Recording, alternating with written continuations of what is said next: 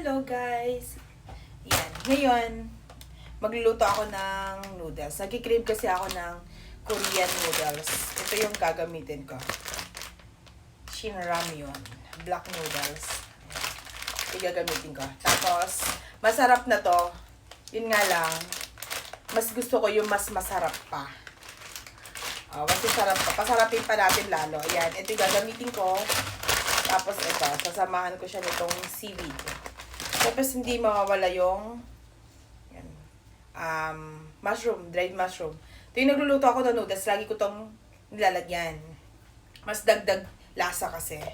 Tapos sasamahan ko nitong, nabibili rin to sa Korean Mart. Ewan ko tawag dito, pero para sa akin squid ball lang to eh. Try natin luto. Una guys, nagpakulo na ako ng tubig. Uminit na siya. Sinalang ko na. Isa't kalahating baso yung ginamit ko. Papakulo lang natin. Habang pag kumulo na siya, ilalagay na natin tong mushroom. Ito lang yung gagamitin ko. Isang piraso lang. Sa ganito guys, hindi ko siya ginugunting ko na lang siya kasi pag dried kasi medyo makunat. Kaya guguntingin ko lang siya. Na maliliit. Dagdag panlasa.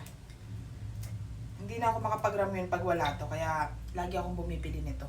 Itong ganitong mushroom.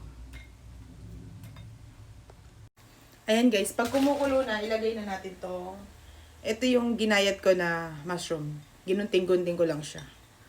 Tapos ito yung parang squid ball. Ilalagay na rin natin. Para sabay-sabay na yan. Tapos guys, salagyan na nitong ramyun. Ayan, may tatlo siyang flavor. Tatlong flavor. Tapos ilalagay ko na rin to. Yung pangpalasa. Ayan guys, kumukulo na siya. Ilagay ko na rin tong noodles na. Chop ko lang sa 4. Para hindi siya masyadong mahaba.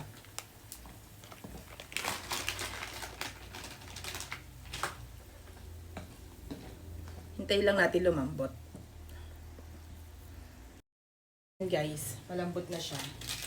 Ilagay na natin to. Ito. Ilagay na natin yung seaweed. Ito yan guys. Ayan. Ilagay na natin. Tapos ilagay na rin natin yung kanyang seasoning. Ito pa isa niyang seasoning.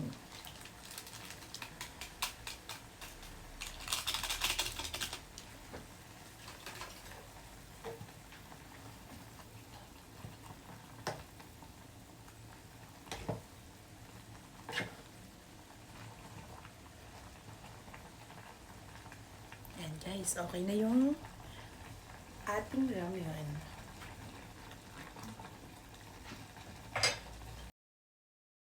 Guys, luto na yung ating ramyun. Kain tayo.